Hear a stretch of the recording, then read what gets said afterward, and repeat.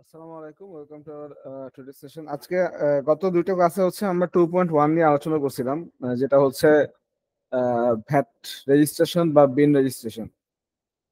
So VAT বা বিন registration হচ্ছে VAT accounting এর কোনো পোর্শন না, একটা রেজিস্ট্রেশনের পোর্শন। আপনি যখন কোনো একটা ভ্যাট অথরিটির কাছে রেজিস্ট্রেশন নেবেন বা বিন নাম্বার রেজিস্ট্রেশন নেবেন, তখন আপনি 2.1 ফিল আপ করে রেজিস্ট্রেশন নিতে হয়। আজকে থেকে যেটা আমরা শুরু করব সেটা হচ্ছে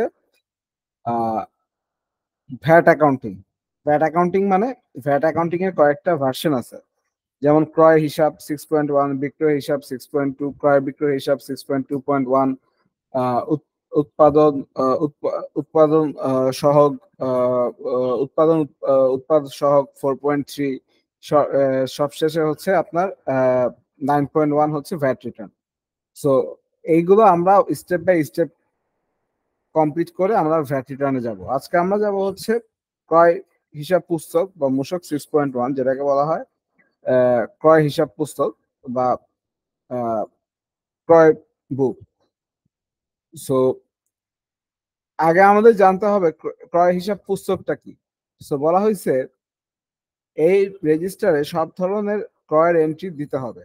আপনি যত ধরনের ক্রয় করেন, যত ধরনের পারচেস করেন, হইতে পারে এটা আপনার র মেটেরিয়াল পারচেস, হইতে পারে ফিনিশ গুডস পারচেস, হইতে পারে এটা আপনার আদার্স কোনো পারচেস, যে কোনো পারচেসই আপনি করেন না কেন, এই পারচেসটা কি করতে হবে, আপনার এখানে এন্ট্রি করতে হবে। স্থানীয় ক্রয় হলে ভ্যাট চালান থাকবে। যদি আপনার স্থানীয় ক্রয় হয়, লোকাল পারচেস করেন, তাহলে কি থাকবে, আপনার 6.3 বা ভ্যাট চালান থাকবে। আমদানি হলে বিল অফ এন্ট্রি থাকবে। যদি আপনি ইম্পোর্ট করে নিয়ে আসেন, তো সেক্ষেত্রে আপনার বিল অফ এন্ট্রিটা থাকবে। তার বলা হয়েছে, অনেকে বলে থাকেন ক্রয় হিসাব রেজিস্টার শুধুমাত্র উপকরণ এন্ট্রি দিলেই হবে। 1991 সালে ভ্যাট ব্যবস্থা চালুর সময় সেরকমই নিয়ম ছিল, কিন্তু পরবর্তীতে নানা কারণে উপকরণের বাইরে ক্রয়ের ক্ষেত্রেও ক্রয় হিসাব রেজিস্টারে এন্ট্রি দেওয়ার প্রয়োজন পড়ে। যেমন উৎসে ভ্যাট কর্তন করার প্রয়োজনে ক্রয়টি উপকরণ না হলেও তার উৎসে ভ্যাট কর্তন করার প্রয়োজন থাকতে পারে, তাই হিসাব রাখার দরকার হয়। তাছাড়া হিসাবে স্বচ্ছতার প্রয়োজনেও সবসময় ক্রয় হিসাবের প্রয়োজন হয়। অধিকন্তু সব ক্রয় হিসাব থাকলে ভ্যাট আইন ছাড়া অন্য আইন পালনের সুবিধা হয়। তাই বর্তমান সব ধরনের ক্রয় মূসক 6.1 এর রেজিস্ট্রেশন এন্ট্রি দিতে হয়। ফর্মের নিচের বিশেষ দ্রষ্টব্যে উল্লেখ রয়েছে যে অর্থনৈতিক কার্যক্রমে সকল প্রকার ক্রয়ের তথ্য এই ফর্মে অন্তর্ভুক্ত করতে হবে। আইনের ধারা 2 এর দফা 6 অনুযায়ী অর্থনৈতিক কার্যক্রম অনেক ব্যাপক, শুধু তা উপকরণ নয়। সো আমরা এখান থেকে কি বুঝলাম, যে 6.1 এ যত ধরনের ক্রয় আমার প্রতিষ্ঠান করে থাকুক, এটা 5 টাকার ক্রয় করে থাকুক, 10 টাকা ক্রয় করে থাকুক, 20,000 টাকা ক্রয় করে থাকুক, 2 লাখ টাকা ক্রয় করে থাকুক, বা 1 কোটি টাকা ক্রয় করে থাকুক, ওইটা আমার 6.1 বা মূসক ক্রয় হিসাব পুস্তকে এন্ট্রি দিতে হবে। 1991 সালে আপনার ব্যাটের একটা নিয়ম ছিল যে আহ, শুধুমাত্র উপকরণ এন্ট্রি, উপকরণ মানে র মেটেরিয়ালস, শুধুমাত্র র মেটেরিয়ালস এন্ট্রি করলেই হচ্ছে হয়ে যাবে। এটা 1991 সালে ভ্যাট ব্যবস্থা যখন চালু হয়েছে তখন এই নিয়মটা ছিল। বাট পরবর্তীতে আপনার ভিডিএস কাটার জন্য বা ভ্যাটের পরিপূর্ণ হিসাব রাখার জন্য আহ, আপনার সকল ধরনের ক্রয় ক্রয় হিসাব পুস্তক বা যেটাকে আমরা বলি পারচেস রেজিস্টার, সেখানে এন্ট্রি দেওয়ার কথা বলা হয়েছে। সেখানে একটা এক্সাম্পল দেওয়া হয়েছে, বলা হচ্ছে ধরুন একটি প্রতিষ্ঠান বছরে সর্বমোট 25 ধরনের পণ্য ক্রয় করে। মনে করেন একটা প্রতিষ্ঠান বছরে সর্বমোট 25টা পণ্য সে ক্রয় করে। এর মধ্যে রয়েছে মেশিনারি, যন্ত্রাংশ, উপকরণ, স্টেশনারি, নানা ধরনের সেবা ইত্যাদি। কোনো আইটেম ঘন ঘন ক্রয় করতে হয়, আবার কোনো কোনো আইটেম মাঝে মাঝে ক্রয় করতে হয়।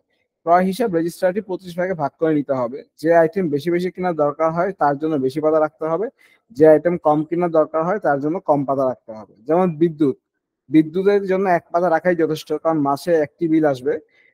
একবার রেজিস্ট্রি এন্ট্রি করতে হবে, বছরে 12টি এন্ট্রি করতে হবে, তাই বছরে একটা পৃষ্ঠাই যথেষ্ট। কারণ এক পৃষ্ঠায় 30 থেকে 50টা লাইন থাকে। কিন্তু মূল উপকরণের জন্য অনেক পাতা রাখতে হয়, কারণ মূল উপকরণ বারবার কেনার প্রয়োজন হবে। রেজিস্টারে একটা পত্রসূচি বা কন্টেন্টস করতে হবে। আপনি যখন রেজিস্টার দেখবেন, অরিজিনাল যে রেজিস্টারটা আছে 6.1 এর, এটা হচ্ছে আমার একটা রেজিস্টার খাতার মতো। সো ওই খাতায় অনেকগুলো পৃষ্ঠা থাকে।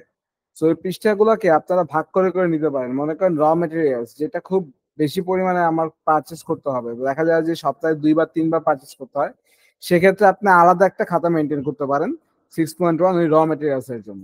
আবার এখানে বলা হয়েছে বিদ্যুৎ বিল। বিদ্যুৎ বিল তো আপনার এক মাসে 2 বা 3 বার আসবে না, বিদ্যুৎ বিল হচ্ছে মাসে আপনার একবারই আসবে, গ্যাস বিল একবারই আসবে, পানির বিল একবারই আসবে। সেক্ষেত্রে ওই বিলগুলোর হিসাব মেনটেন করার জন্য কি করতে হয়, আপনি একটা খাতার মধ্যে এক একটা পাতার মধ্যে ওই হিসাবগুলো আপনি এখানে মেনটেন করতে পারেন। ভাইয়া এই বিদ্যুৎ বিল কেন আসলো? এটা কি মানে উপকরণ হিসাবে, মানে প্রোডাক্ট ম্যানুফ্যাকচারিং এর এই আপনি যখন কোনো ইয়ে? প্রোডাকশন করে থাকেন, প্রোডাকশনের কয়টা কম্পোনেন্ট থাকে? প্রোডাকশন হ্যাঁ। কম্পোনেন্ট থাকে হচ্ছে আপনার র মেটেরিয়ালস একটা কম্পোনেন্ট, আর একটা থাকে ওভারহেড কম্পোনেন্ট। সো ওভারহেডের মধ্যে কি থাকে? ওভারহেডের মধ্যে আমার ইউটিলিটিস থাকে, এখানে বিদ্যুৎ বিল থাকতে পারে, গ্যাস বিল থাকতে পারে, পানি বিল থাকতে পারে। সো এই গ্যাস, বিদ্যুৎ, পানি বিল কতটা আসতেছে সেটা আপনি আপনার ক্রয় হিসাবে যদি না রাখেন, পরবর্তীতে কিন্তু আপনি ওই যখন উৎপাদক সহগ বা প্রাইস ডিক্লারেশন করবেন তখন কিন্তু আপনার এই খরচটা ওইখানে অ্যাড হবে না। সেই কারণেই হচ্ছে আপনার এই বিদ্যুৎ বিল, পানির বিল বা আদার্স ইউটিলিটি বিলগুলোর জন্য আলাদাভাবে হিসাব এখানে রাখতে হবে। এটা মনে হয় প্রাইস ডিক্লারেশনের সময় দেওয়া হয় না? প্রাইস ডিক্লারেশনের সময় দেওয়া হয়, 4.3 সময় দেওয়া হবে।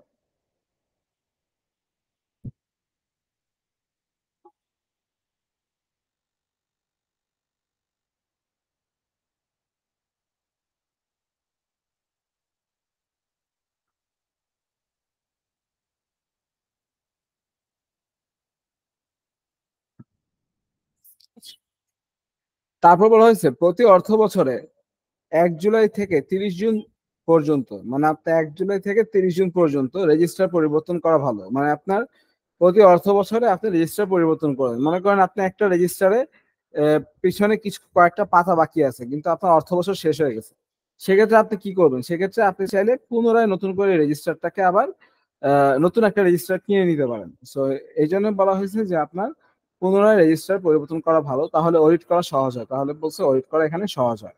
যাদের খুব বেশি লেনদেন হয়, মনে করেন যে প্রতিষ্ঠানগুলোর লেনদেন খুব বেশি হয়, একটি রেজিস্টার সারা বছরে এন্ট্রি দেওয়া যায় না, তারা রেজিস্টার ভলিউম 1, ভলিউম 2 এভাবে রাখতে পারে।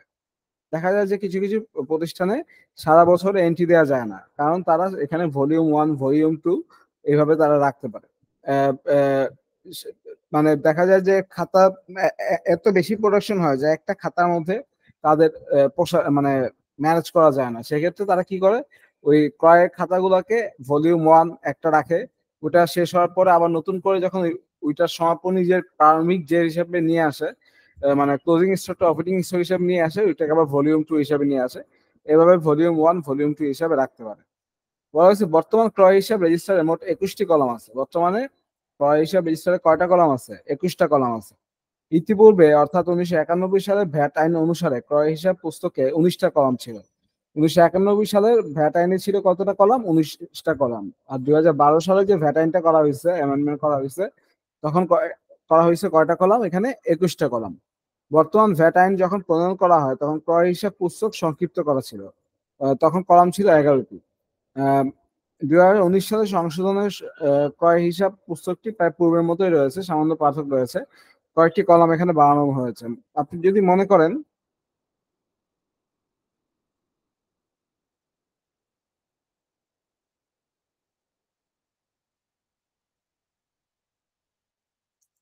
তো হচ্ছে আপনি যদি মনে করেন 2009 সালে সংশোধনের ক্রয় হিসেবে সামান্য পার্থক্য, আপনি যদি মনে করেন যে আপনার নিজস্ব হিসেবে প্রয়োজনে এখানে আরো কলাম বাড়ানো দরকার, তাহলে আপনি কি করতে পারেন? কলাম বাড়াইতে পারেন। বিধি 40-এ এ সংক্রান্ত বিধান লিপিবদ্ধ রয়েছে। কেন্দ্রীয় নিবন্ধন প্রতিষ্ঠানের ক্ষেত্রে প্রত্যেক ইউনিটে হিসাব পুস্তক, বিক্রয় হিসাব পুস্তক, চালান পত্র পুস্তক রাখতে হবে। ক্রয় হিসাব পুস্তকের প্রতিটি কলাম কিভাবে পূরণ করতে হবে তা নিম্নে বিস্তারিত আলোচনা করা হবে।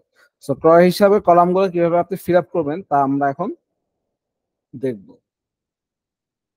তার আগে আমরা ক্রয় হিসাব পুস্তকটার একটা ডেমো ওপেন করি।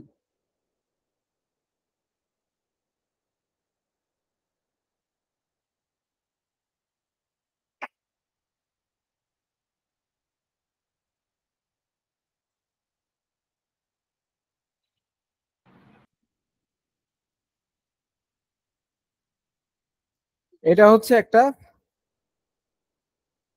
ক্রয় হিসাব পুস্তক, আরেকটু বড় এটাকে করো। বলা হচ্ছে মূসক 6.1।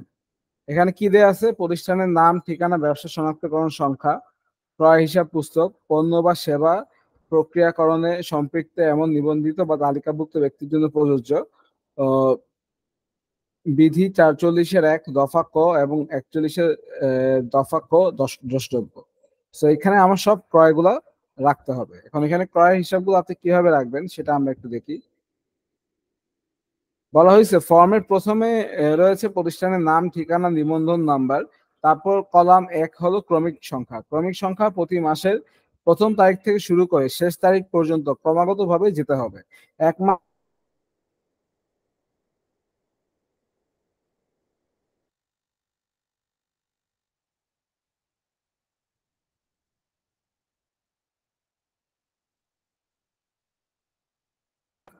এখানে ক্রমিক সংখ্যা ১ এর মধ্যে কি দেওয়া আছে? ১ এর মধ্যে হচ্ছে মনে করেন আপনার আহ এই মাসে জুলাই মাসে একটা আইটেম কিনলেন, আপনি এই ১ নাম্বার ক্রমিক সংখ্যা এটা লিখলেন। ২ নাম্বার তারিখে কিছু কিনলেন, ২ নাম্বার ক্রমিক সংখ্যা কিছু লিখলেন। ৩ নাম্বার জুলাই মাসে আরেকটা পণ্য কিছু কিনলেন, ওই ৩ নাম্বার কলামে লিখলেন। আবার জুলাই মাসে আবার কিছু কিনলেন, ৪ নাম্বার কলামে লিখলেন। ৪ নাম্বার কলামে লেখার পরে আর কোনো পণ্য আপনি হচ্ছে কিনলেন না, এরপরে আপনি আগস্ট মাসে গিয়ে কিনলেন, সেই ক্ষেত্রে কিন্তু বোঝা যাচ্ছে না, একটু বড় করা যাবে জুম করে?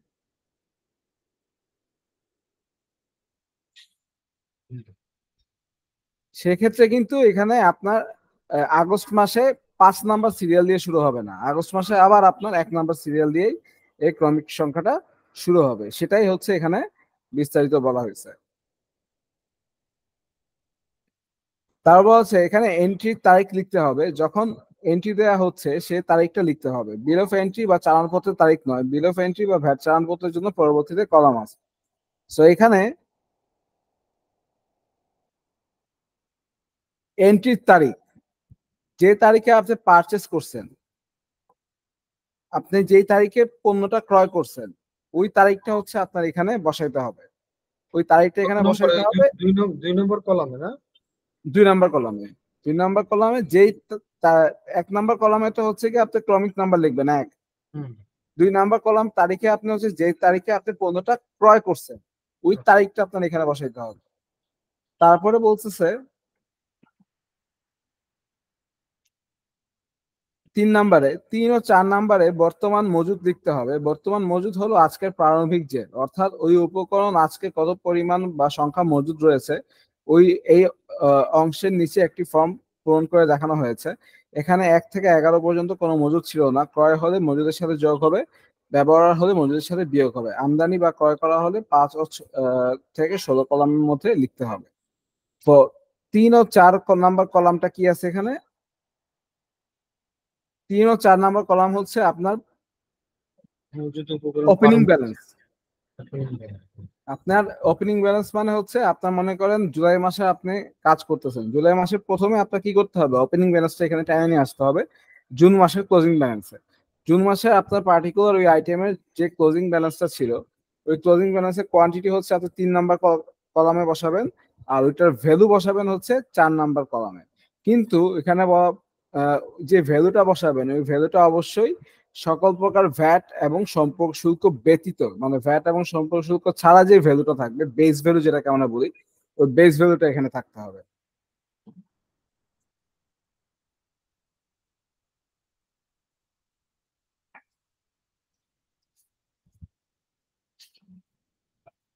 আচ্ছা, তারপর বলা হচ্ছে ফর্মটি ভালোভাবে পর্যালোচনা করলে দেখা যাবে যে ফর্মের কয়েকটি অংশ রয়েছে। কলাম ৩ ও ৪ হলো উপকরণের প্রারম্ভিক যে, কলাম ৫ থেকে ১৬ পর্যন্ত হচ্ছে আমদানিকৃত বা ক্রয়কৃত উপকরণের বর্ণনা, কলাম ১৭ ও ১৮ হলো উপকরণের ব্যবহার, কলাম ১৯ ও ২০ হলো আজকের প্রান্তিক জের, অর্থাৎ আজকের প্রান্তিক জেরের সাথে আজকের আমদানি ক্রয় যোগ করে আজকের ব্যবহার বিয়োগ করার পর যে স্থিতি থাকে তা হলো প্রান্তিক জের বা ক্লোজিং ব্যালেন্স।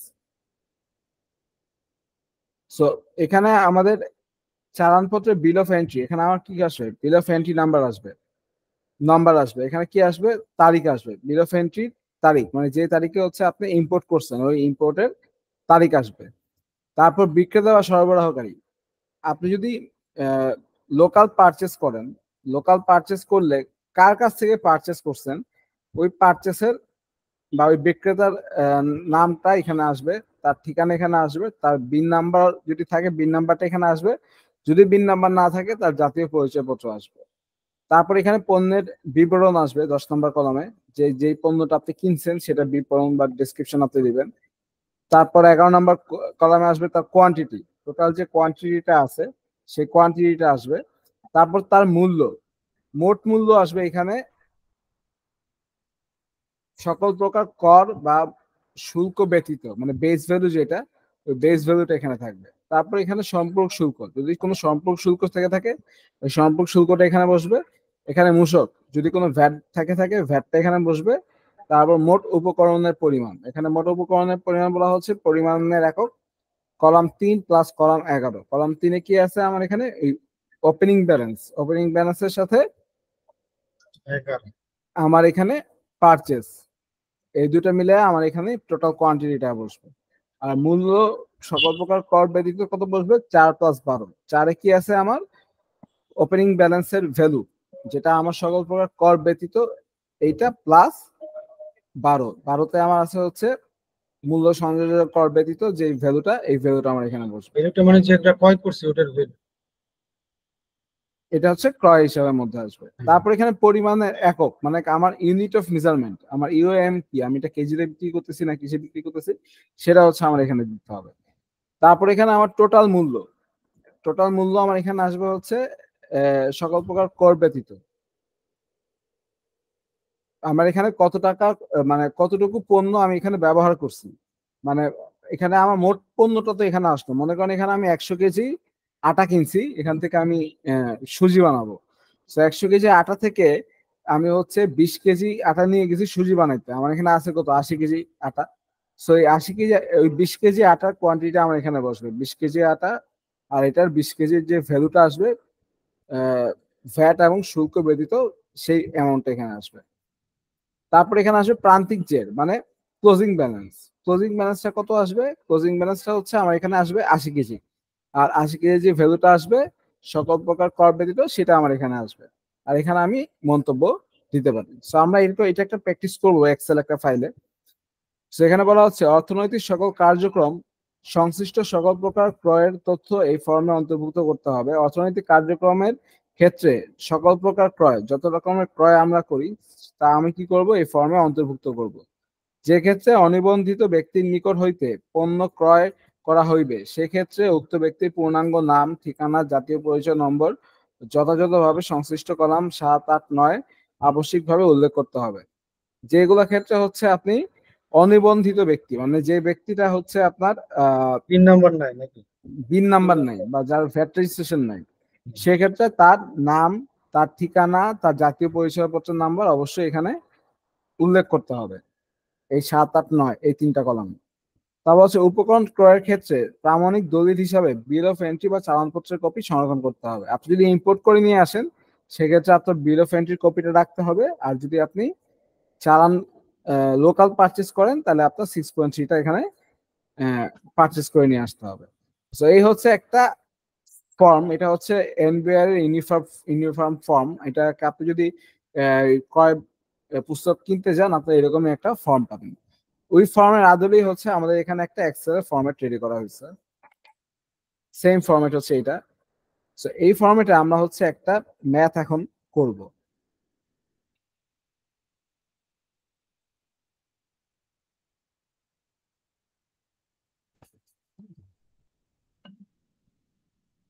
ভাই আপনি যে এক্সেল ফরম্যাটটা করবেন ওটাই প্রিন্ট করে রাখলে হবে না, না আবার বইয়ে এন্ট্রি করতে হবে?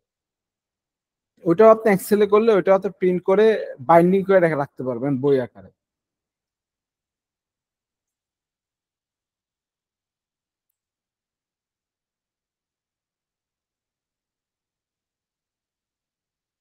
আচ্ছা, এখানে বলা হয়েছে 30 জুন 2019 তারিখে বাংলাদেশ প্লাস্টিক লিমিটেড পলিপ্রোপাইলেন পিপি দানা এর সমাপনী জের ছিল 8 টন, যার মূল্য ছিল কত, 8 লক্ষ টাকা। 1 নম্বরে বলছে তারা 3 জুলাই তারিখে 1200 কেজি এবং 5 জুলাই তারিখে 6500 কেজি পিপি দানা ব্যবহার করে। তারা এখান থেকে কিন্তু এই ওপেনিং ব্যালেন্স থেকে তারা এটা ব্যবহার করছে।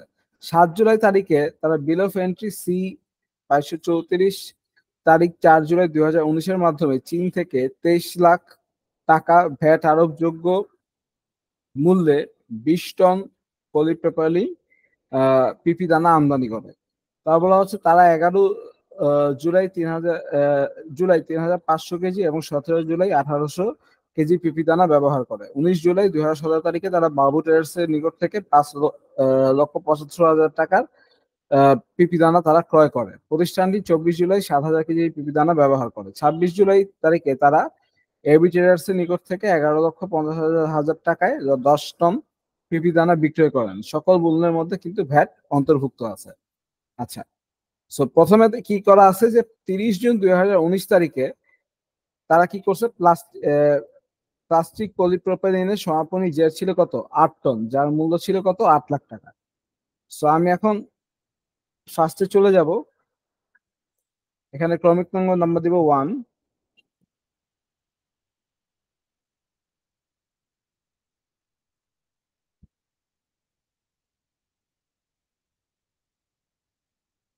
এটা তারিখ কত, এটা ওপেনিং ব্যালেন্স আসবে, যেহেতু 30 জুন এটা হচ্ছে তার ক্লোজিং ব্যালেন্স। ওপেনিং ব্যালেন্স হবে হচ্ছে আমার 1/7/2019।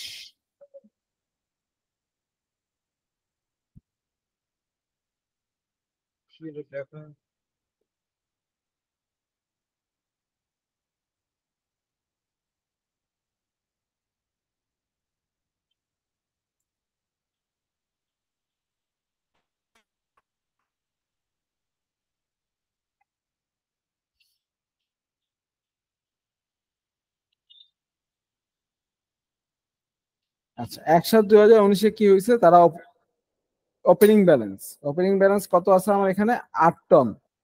সো এখানে আমি দিব হচ্ছে 8 টন, পরিমাপের একক 8 টন। 8 টন।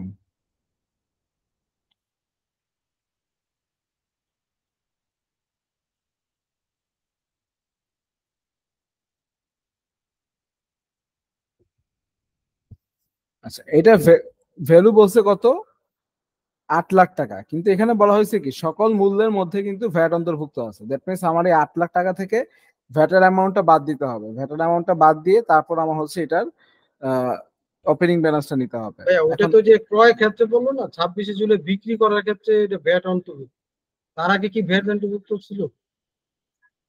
তার আগে তো এখানে ধরে নিতে হবে ভ্যাট অন্তর্ভুক্ত আছে, কেননা যেহেতু আহ, এখানে তারা আলাদাভাবে বলে নাই যে এখানে ভ্যাট অন্তর্ভুক্ত নাই।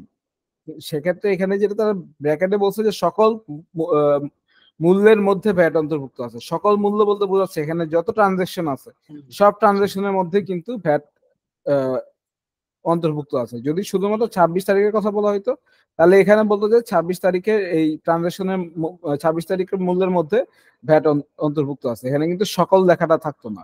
সকল যেহেতু দিছে সেক্ষেত্রে আমার বুঝতে হবে সবগুলো ভ্যালুর মধ্যে আমার ভ্যাট অন্তর্ভুক্ত আছে, এবং এখান থেকে আমার ভ্যাটের অ্যামাউন্টটা বাদ দিয়ে অ্যামাউন্টটা বসাইতে হবে। ঠিক আছে।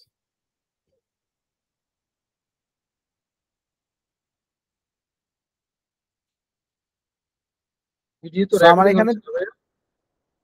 এখানে আমার ধরলাম 15% হারে তারা ভ্যাট প্রদান করছে। সো এখানে মূল্য ছিল কত 8 লক্ষ টাকা।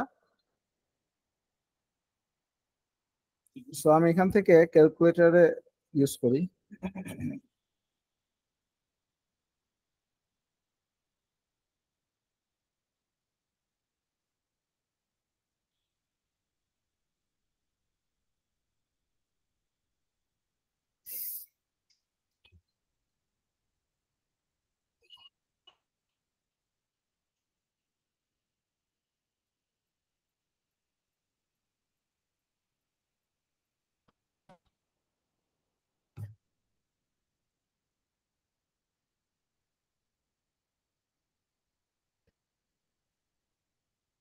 $1,20,000,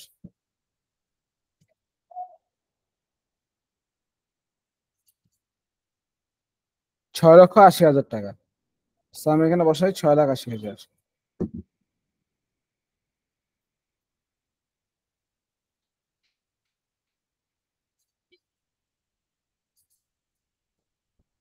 এটা আর কোথাও আমার বসবে না, এটা কি আমার একদম শেষে গিয়ে বসবে, এখানে প্রান্তিক জেরে গিয়ে বসবে এখানে। এখানে তার কোনো ট্রানজাকশন যেহেতু নাই, সেখানে আমার আবার বসবে হচ্ছে উপকরণ 8 টন। এটা কপি করে আমি এখানে বসাই দিই।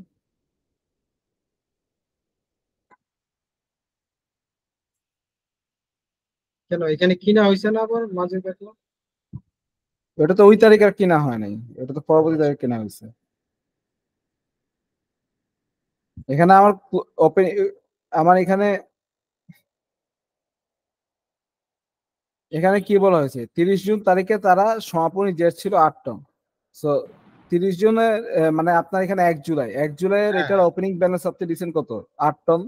সো 8 টনের আপনার 1 জুলাই ক্লোজিং ব্যালেন্স কত থাকবে এখানে? 8 টন, কারণ এর মধ্যে ওই ডেটে আর কোনো ট্রানজাকশন হয় নাই। তারপর বলছে 2 নম্বরে 3 জুলাই তারিখে 1200 কেজি ও 5 জুলাই তারিখে 6500 কেজি পিপি দানা তারা ব্যবহার করে, তারা এখানে ব্যবহার করছে। সো ব্যবহার যেহেতু করছে, সো আমি এখন এখানে 2 নাম্বার যাই, 2 থেকে আমি এখন যাবো হচ্ছে ব্যবহারে।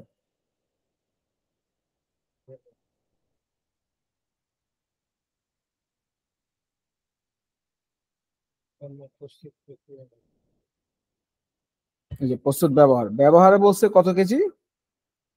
1200 কেজি। 1200 কেজি তারা ব্যবহার করছে, এবং পাঁচ ছয় 6500 কেজি পিপি দানা তারা ব্যবহার করছে। সো ওটা তো 1200 কেজি, 5 তারিখে, 6500 হলো 5 তারিখে, আর 1200 হলো তিন এটা হচ্ছে তারিখ 3 তারিখে। সো আমি এখানে তারিখটা দিই 3 তারিখ, তারিখটা আমি দিই নেই 3/7/2000।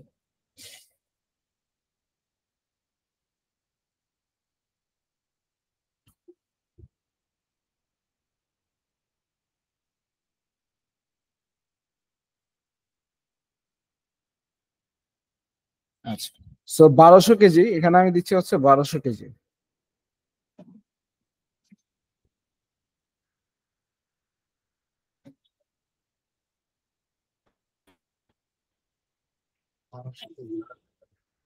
সো এখন আমার এখন মানে এখানে ভাগ করে নিতে হবে যে আমার 1 টনে কত কেজি হয়।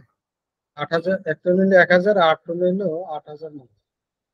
1 টনে 1200, 1000, 8 টনে হচ্ছে কত? 8000 8,000। কেজি। এখন 8000 কেজি আমি 6,80,000 দিয়ে ভাগ দিব।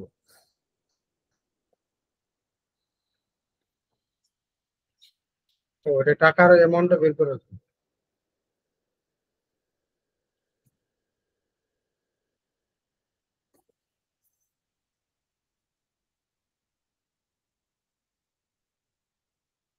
এটার এখন কত দিয়ে মাল্টিপ্লাই করবো? 1200 কেজি দিয়ে। 1200, 1,02,000।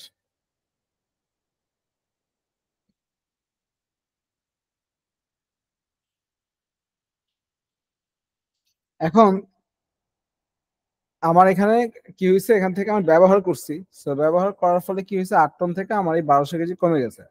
তো 8 টন 6,800 কেজি। থেকে যদি 1200 কেজি নিই, তাহলে আমার এখানে থাকবে হচ্ছে 6,800 কেজি।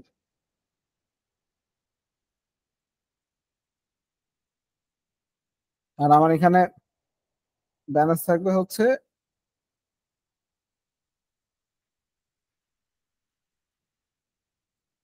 6,80,000 মাইনাস 1,02,000। 5,78,000।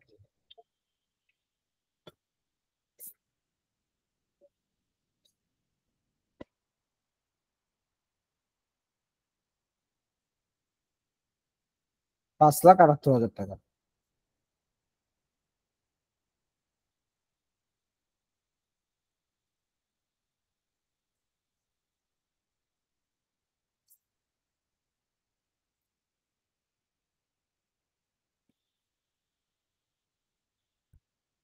তারপর বলছে 5 তারিখে তারা আবার 6,500 কেজি পিপি দানা ব্যবহার করছে। তো আমি আবার 5 তারিখে চলে যাই, 3 নম্বরে। 5, 7,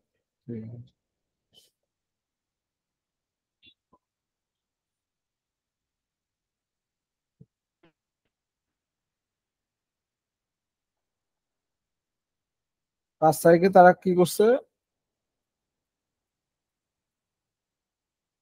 6,500 কেজি পিপি দানা ব্যবহার করছে।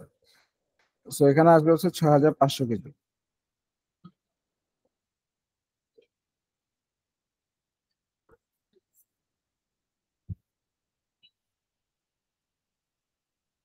এখন 6500 কেজি আসলে আমার এখান থেকে 300 কেজি থাকবে। 5 লাখ এখন আমার এটা ভ্যালুটা আনতে হবে।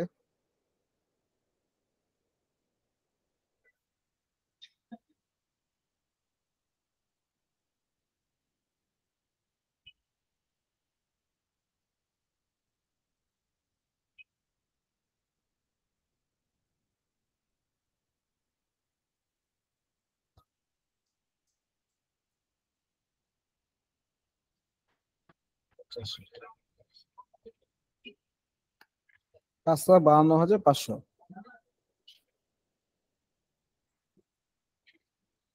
ভাই এখানে পার কেজি কত পড়লো এরকম কোনো ধর নাই না?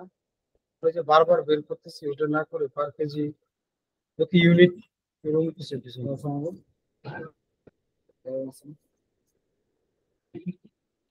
জি জি বলছেন।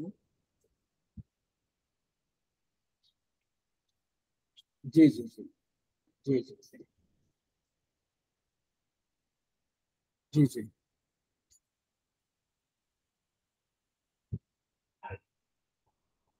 তাহলে দুটো ইনস্টলমেন্টে দিতে পারবেন, প্রথমে 3,000, পরে 3,000।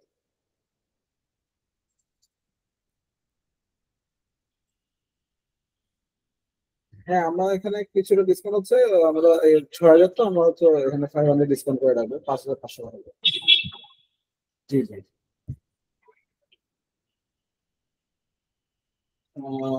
না, আপনি যেহেতু ইনস্টলমেন্টে দিচ্ছেন তো সেই কারণে হচ্ছে আমরা ইনস্টলমেন্ট না থাকলে আমরা হয়তো 1,000 এখানে পার হয়ে যাবো।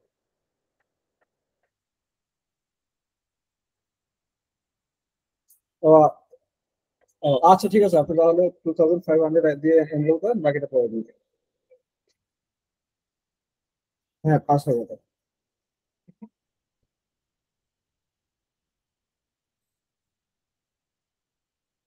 আপনি হচ্ছে আমাকে হোয়াটসঅ্যাপে, এই নাম্বার হোয়াটসঅ্যাপে আছে, পেমেন্ট করে হোয়াটসঅ্যাপে স্ক্রিনশট দিয়ে দিন তাহলে।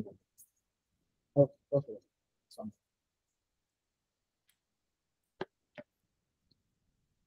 সরি, আমার একটা কল আসছিল। সো এখানে হচ্ছে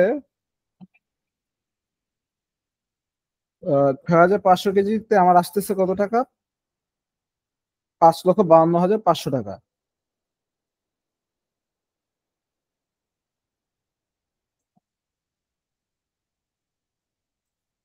এখন 6,800 কেজি থেকে আমরা কি করলাম, 6,500 কেজি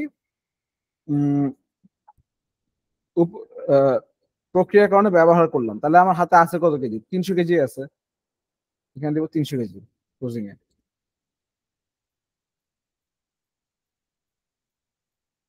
আর এখানে আমার ক্লোজিং আছে কত? 5,78,500 থেকে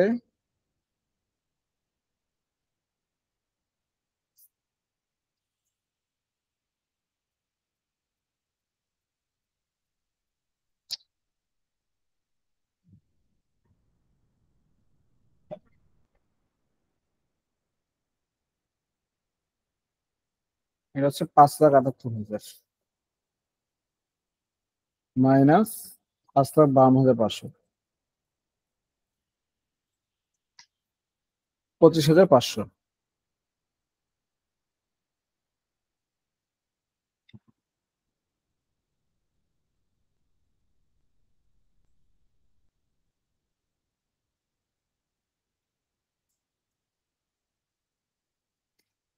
তারপর বলছে 7 জুলাই 2019 তারিখে তারা বিল অফ এন্ট্রি নাম্বার কত 2234 তারিখে 4 জুলাই 2019-এর মাধ্যমে 3 থেকে 23 লাখ টাকার ভ্যাট আরোপযোগ্য মূল্য 20 টন প্রোপিলিন কৃপিদানা আমদানি করে। সো এখানে বলা হচ্ছে যে 7 জুলাই 2019 তারিখে বিল অফ এন্ট্রি তারিখ, এটা কিন্তু আমার দুইটা তারিখ বসবে। একটা হচ্ছে আমার ওয়্যার হাউসে যেদিন রিসিভ করছে ওই তারিখ বসবে 7 তারিখে, আর 4 তারিখ হচ্ছে আর আমার আমার বিল অফ এন্ট্রির তারিখ, মানে যেটা আমার পোর্টে মালটা আসছে। তো দুইটা তারিখ আমার এখানে বসবে। সো আমরা এখন এখানে যাই, আমরা প্রথমে 4-এ আসি। 4-এ আসার পরে প্রথমে এখানে কয় তারিখ, এটা এটা হচ্ছে 7 তারিখ।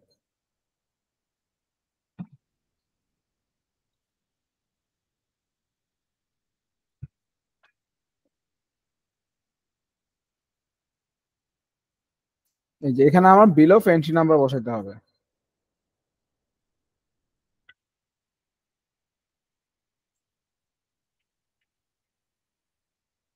বিল অফ এন্ট্রি নাম্বার হচ্ছে C2234। C2234।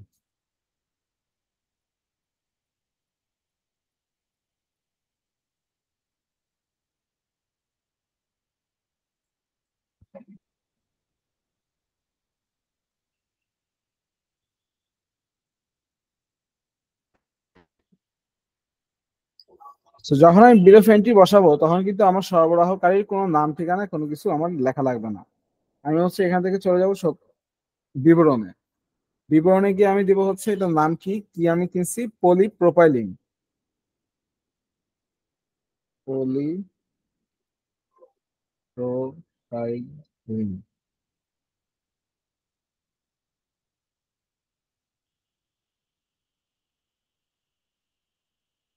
এটা পরিমাণ কত ছিল?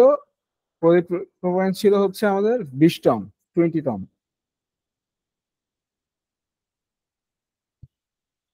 এখন 20 টনের আমার ভ্যালু কত? 20 টনের ভ্যালু হচ্ছে আমার কত? 23 লাখ টাকা ভ্যাট আরোপযোগ্য মূল্য। এটা হচ্ছে ভ্যাট আরোপযোগ্য মূল্য। এটার উপর কিন্তু এখনো ভ্যাট আরোপ হয় নাই, বিষয়টা মাথায় রাখবেন যে আপনি যখন ভ্যাট আরোপযোগ্য, ভ্যাট আরোপযোগ্য মানে এটার উপর ভ্যাট আরোপ হবে, এখনো ভ্যাট আরোপ হয় নাই। সেক্ষেত্রে আমার এখানে কি করতে হবে? এই 23 লাখ টাকাটাই বসাইতে হবে এখানে, যেহেতু ভ্যাট আরোপ হয় নাই। তো ভ্যাট আরোপ, ভ্যাট ছাড়া মূল্যটাই, বেস ভ্যালুটাই আমার এখানে বসাইতে হবে। সেখানে বেস ভ্যালু আছে কত? আমার 23 লাখ। আমি 23 লাখ দিয়ে দিচ্ছি।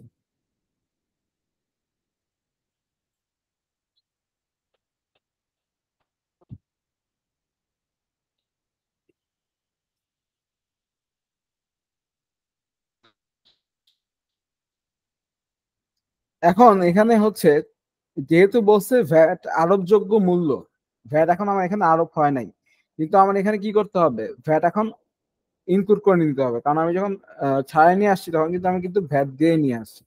তখন আমি কি করবো? এই 23 লাখের উপর 15% হারে ভ্যাট বসা দিব।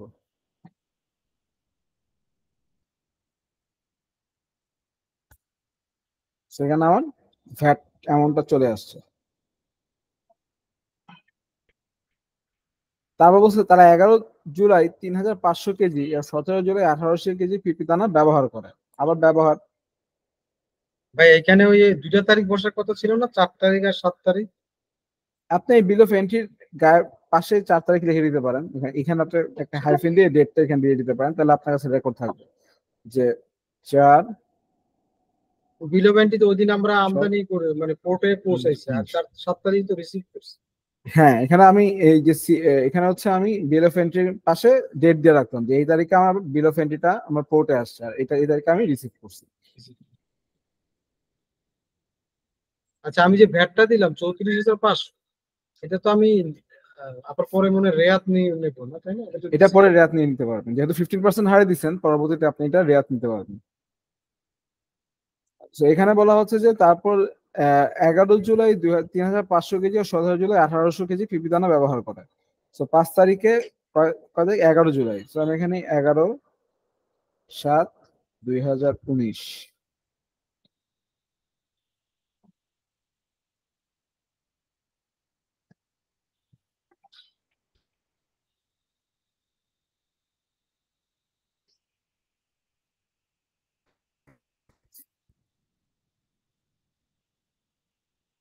তারা 11 জুলাই হচ্ছে 3500 কেজি। তো এখানে আসবে 3500 কেজি। 3500 কেজি কত ইউজ? আচ্ছা, আমাদের এখানে কিন্তু এটা অ্যাড করা এটা হয় নাই। হ্যাঁ অ্যাড করা হয়নি। এখানে অ্যাড করতে হবে। এখানে হচ্ছে আমার কত? 20 টন। 20 টন মানে হচ্ছে কত কেজি? 20,000। 20,000 কেজি। 20,000 সাথে 6,500 যোগ করলে হয় 26,500 কেজি। 6,500 কেন? ওটা 300 কেজি ছিল না ব্যালেন্স? সরি, এটা আসবে হচ্ছে এখানে না, এটা আসবে এখানে। এটা আসবে হচ্ছে আমার কত? 20 টন মানে 20,000, 20,300 কেজি। 20,300। 20,300 কেজি আসছে। তো মূল্য বের করতে হবে।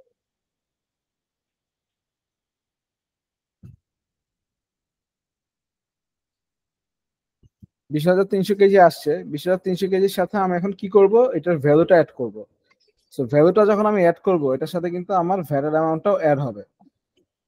সো এখানে আমার আসবে হচ্ছে, ভাই এখানে তো আরেকটা হিসাব, 300 কেজি ছিল এক ভ্যালু, আবার পরের থেকে আর আলাদা ভ্যালু হবে না? আমার না তিনশো আমি তো কেজি যে ব্যালেন্স 300 কেজি ভ্যালু তো ওই 25,500। হ্যাঁ ও এখন আমি 25,500। এই 25,500-র সাথে আমি কি করব, এই মূসকের ভ্যালুটা অ্যাড করব, 3,45,000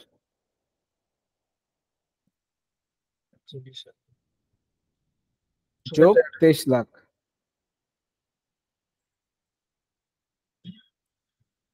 26,70,500।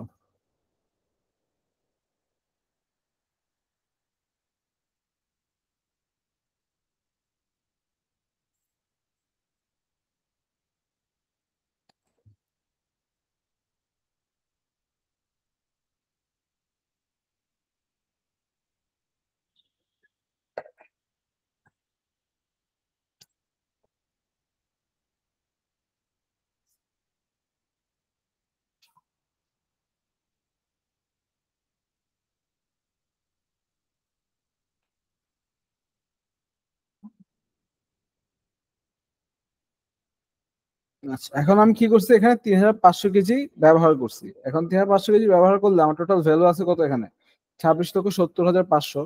তো 26,70,500 রে আমি ডিভাইডেড বাই 20,300 কেজি ইন্টু 3,500, 4,60,431।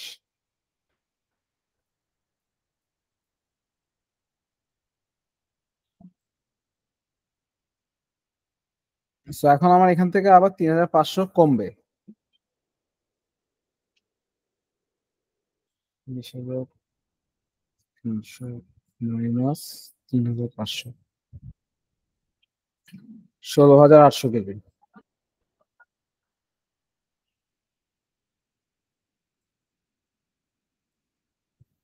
আর এটার ভ্যালু কমবে 26,70,500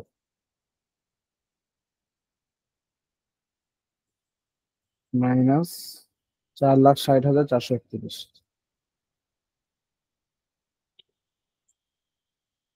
22,10,069। এখানে যে একক মূল্য আমরা বের করতেছি এটার কোনো ঘর নাই ভাইয়া? এটার একক মূল্য, এটা অ্যাকচুয়ালি একক মূল্য, এখানে একক মূল্য ঘর ওনারা এনবিআর থেকে ওর ফরম্যাটে রাখে নাই, সে কারণে হচ্ছে ম্যানুয়ালি বার করতে হচ্ছে। কারণ আমরা ইনপুট করার পরে কিন্তু এটা ভ্যালু বেড়ে গেল, আর আগেরটা ছিল ভ্যালু কম। আমরা তো পারচেস করছি, এই জন্য এখানে ভ্যালু বাড়ছে, যেহেতু পারচেস চলে আসছে।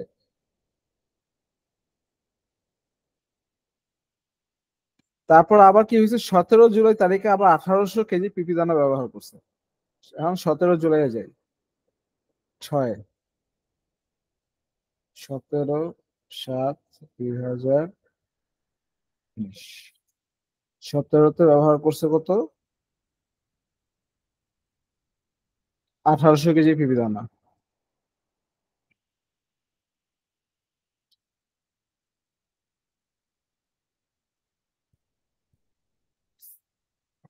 আচ্ছা,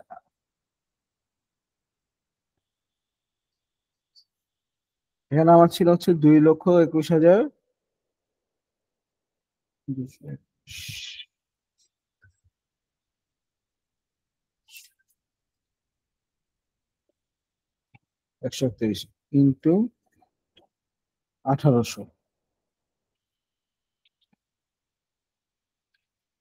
2,36,793।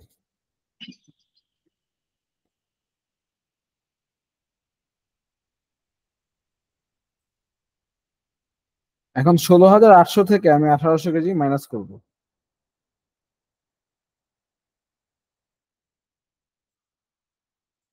15,000 কেজি আসবে।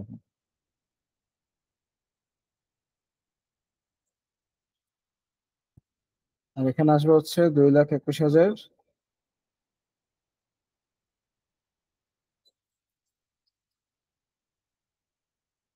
মাইনাস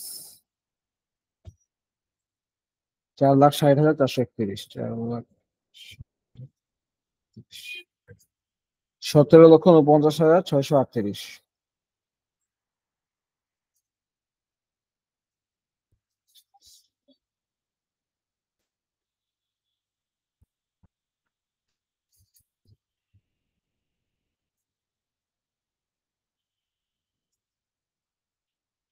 তারা বলছে 19 জুলাই তারিখে তারা বাবু ট্রেডার্সের নিকট থেকে 5,75,000 টাকার 5 টন পিপি দানা ক্রয় করে। এখন বাবু ট্রেডার্সের কাছ থেকে যখন ক্রয় করছে, বাবু ট্রেডার্সের কোনো বিন বা কোনো কিছু এখানে নাই, যেহেতু সেহেতু বাবু ট্রেডার্সের পুরো নাম, তার ঠিকানা, তার এনআইডিটা এখানে ব্যবহার করতে হবে। সো আমরা এখন আবার চলে যাই 19 তারিখে, 7 তারিখে, 19/7/2019।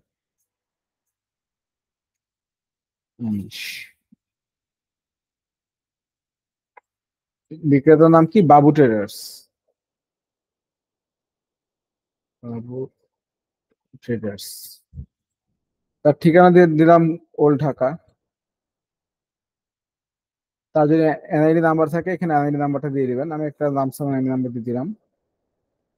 সো কি কিনছে তার কাছ থেকে? তারা হচ্ছে পিপি দানা ক্রয় করে। সো এই সেম থিং, পলিপ্রোপাইলিন বা পিপি দানা।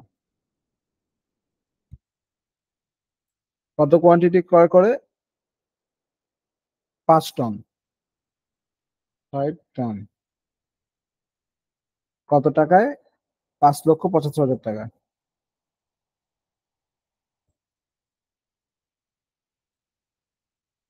এখন 5,75,000 টাকার উপর কিন্তু মূসক আসবে, এটা মূসক ছাড়া।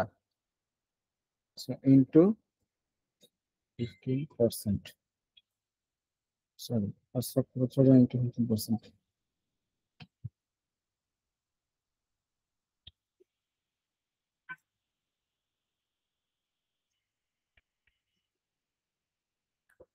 86,250।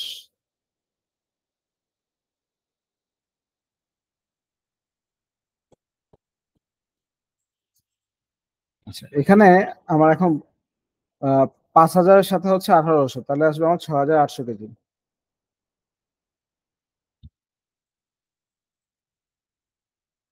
আর এখানে আমার টোটাল বসবে হচ্ছে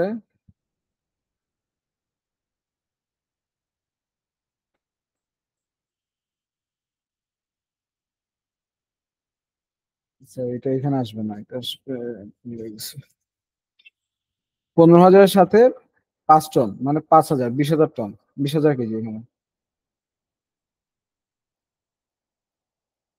20,000 কেজির ভ্যালু আসবে হচ্ছে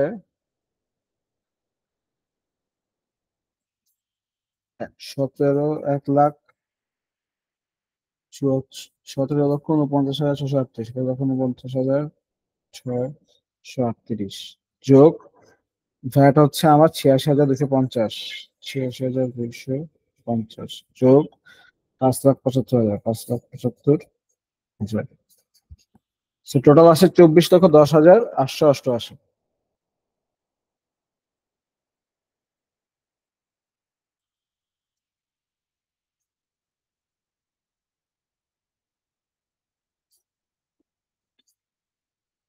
তারপর বলছে প্রতিষ্ঠানটি 24 জুলাই 7,000 কেজি পিপি দানা ব্যবহার করে।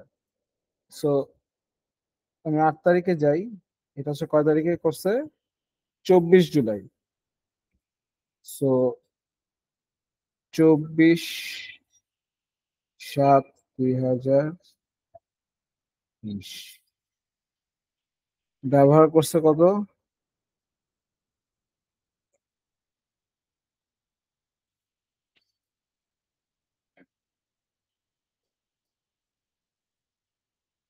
ব্যবহার করছে হচ্ছে 7,000 কেজি পিপি দানা ব্যবহার করে। 7,000 কেজি পিপি দানা ব্যবহার করে, মানে এখানে আমি দিব হচ্ছে 7,000 কেজি।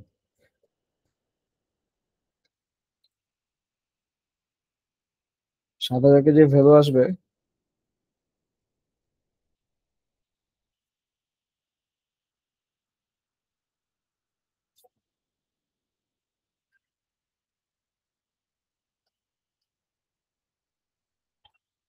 8,43,810।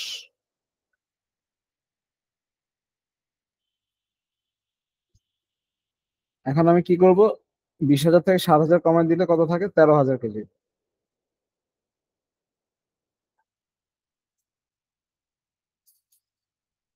24,10,810 থেকে মাইনাস করবো হচ্ছে 8,43,810 টাকা।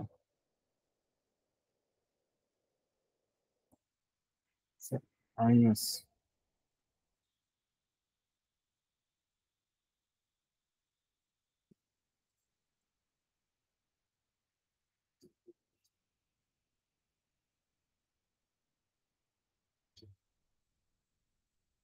মাইনাস 8,43,810, 15,67,078 টাকা।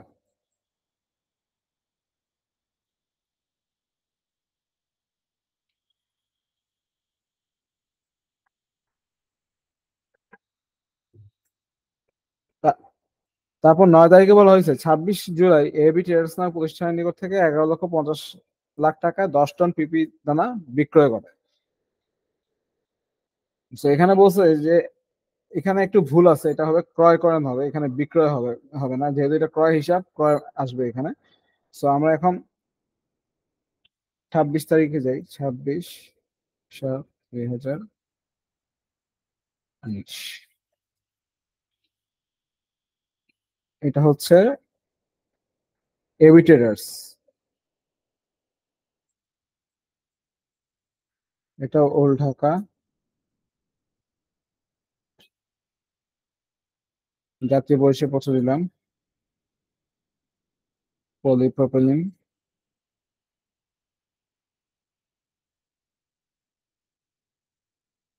কত টন? 10 টন। 10 টনের ভ্যালু হচ্ছে আমার 11,50,000। 11,50,000। সো 11,50,000-এর উপর আমার ভ্যালু আসবে হচ্ছে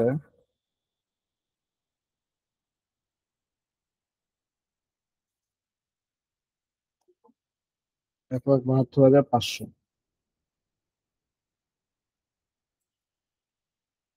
So এখন আমার 13,000-এর সাথে যোগ হবে হচ্ছে 10 টন, মানে 10,000 কেজি, তাহলে আসবে 23,000 কেজি। আর এটার ভ্যালু আসবে হচ্ছে 15,57,078 যোগ 1,72,500, 1,72,500 যোগ 11 লক্ষ, 1,11,50,000,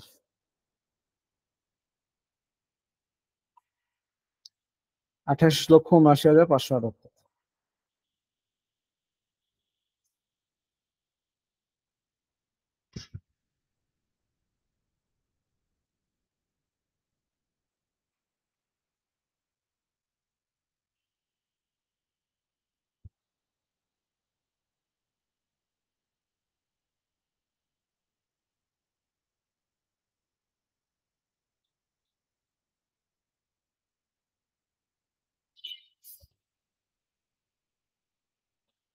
আচ্ছা, এখন এখানে দেখেন মোট উপকরণের পরিমাণ নামে একটা অপশন দেওয়া আছে। তো এখানেও আমার কিন্তু মোট উপকরণের পরিমাণগুলো আপাতত বসায় দিতে হবে। যেমন 8 টন মানে কত আছে আমার এখানে? 8,000 কেজি।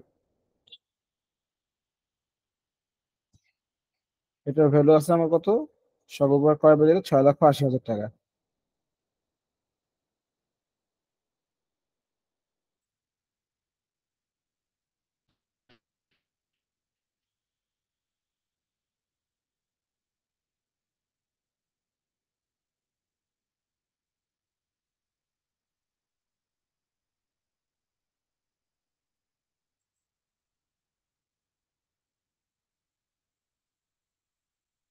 তারপর এখানে আবার আসবে হচ্ছে এই 8,000 কেজির সাথে আমাদের এখানে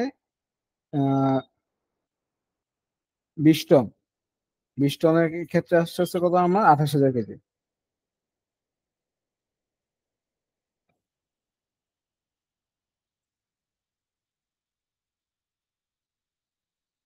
আর এখানে আমার টোটাল ভ্যালু আসবে হচ্ছে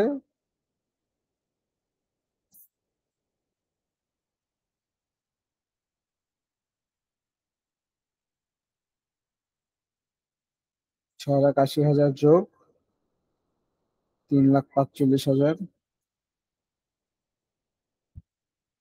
যোগ 23 লাখ, 33,25,000।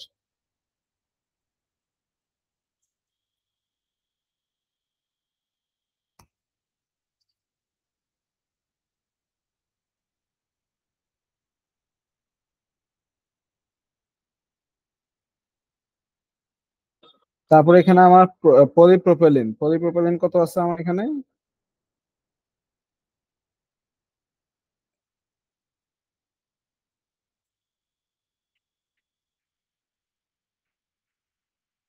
পলিপ্রোপিলিন আমরা কিনছিলাম 5 টন। সো 28,000-এর সাথে 5 টন যোগ করলে আসে হচ্ছে 33,000 টন।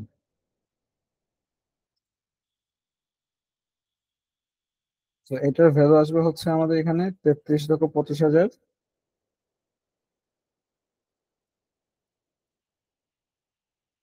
যোগ 5,75,000, 39 লাখ।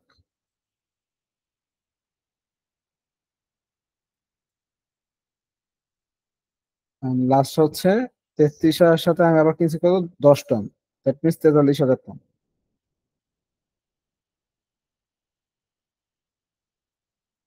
43,000, 39-এর সাথে আমার আসবে এখানে 11,50,000।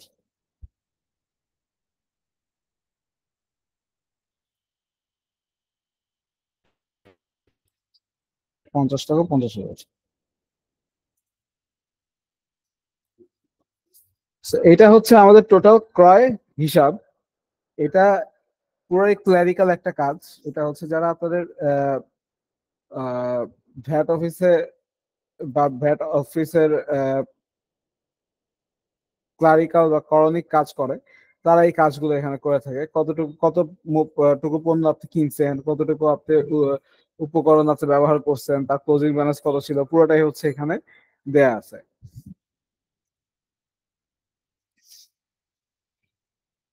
সো এখানে আমি আপনাদের সাথে আজকে এই এই- এই ফাইলটা আমি গ্রুপে শেয়ার করে দিছি। তার সাথে সাথে হচ্ছে এইটাও এই ফাইলটাও শেয়ার করে দেয়া আছে। সো এটা দেখে আপনারা প্র্যাকটিস করবেন এবং নেক্সট ক্লাসে মানে নেক্সটে আমাদের 17 তারিখে একটা গভর্নমেন্ট হলিডে আছে। তো 17 তারিখে আমাদের একটা এক্সট্রা সেশন হবে। সো এই এক্সট্রা সেশনে হচ্ছে আমরা আবার আরেকটা, মানে এটা তো একটু ছোট পর্যায়ের একটা ক্রয় হিসাব আমরা করলাম, আর একটু বড় পরিসরে একটা ক্রয় হিসাব আমরা 17 তারিখে ইনশাল্লাহ করব। তারপর হচ্ছে আমরা চলে যাব বিক্রয় হিসাবে, মানে প্রতিটা টপিকস এর ক্ষেত্রে আমরা 2টা থেকে 3টা করে ম্যাথ আমরা সলভ করব, তাহলে হচ্ছে আমাদের ম্যাথের এরিয়াটা এখানে কমপ্লিট হয়ে যাবে।